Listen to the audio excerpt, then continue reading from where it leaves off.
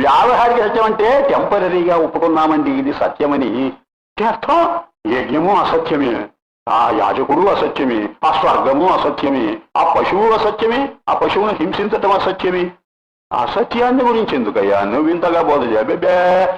అధికారి భేదాన్ని బట్టి ఎరుస్తున్నదండి, సావమంటారా? అది సూపర్ మార్కెట్ అండి. ఇంకా 96 చెప్తారు. అది చెప్పినప్పుడు వాద దౌర్బల్యమా వాది దౌర్బల్యమా అన్నట్టు అక్కడ లా పుస్తకమా కరెక్టు, ఈ ప్లేడర్ గారి ఆర్గ్యుమెంటా?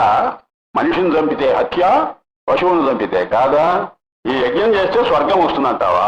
చంపేస్తాం మేము. ఎక్కడ చూచావురా నువ్వు స్వర్గం? ఆయన తెచ్చిపోయి అంటున్నాడు, యూపం ఖాత్వా పశుం బద్ధ్వా కృత్వా రుధిర కర్దమం.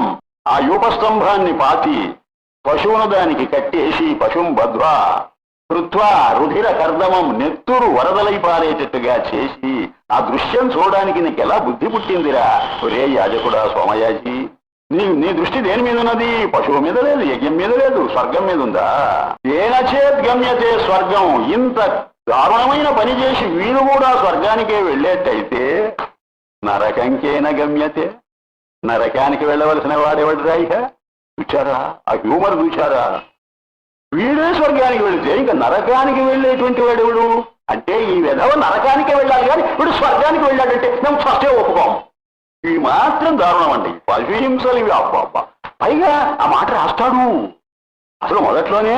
ఇదిగో ఇది అయిన తర్వాత ఇది ఆ వపది, ఆ హృదయం దియ్యి, అది దియ్యి, ఇది దియ్యి, అలా తీసిపెట్టు, అది వరస ఉన్నది, ఆ వరస ప్రకారంగా జరిగిపోవాలి. ఎందుకయా నీకు ఇదంతా గందరగోళం? అగల పారేయకుండా హాయిగా ఒక గ్రంథం రాసిపారే.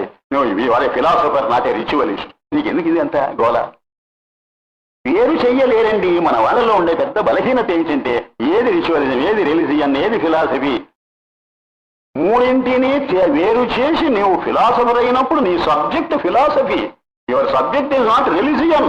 నువ్వు రిలీజియస్ నోషన్ తీసుకొచ్చి ఫిలాసఫీలో దూర్చి అన్నింటినీ సమర్థించడానికి నువ్వు ఎందుకు కంకణం కట్టుకున్నావు?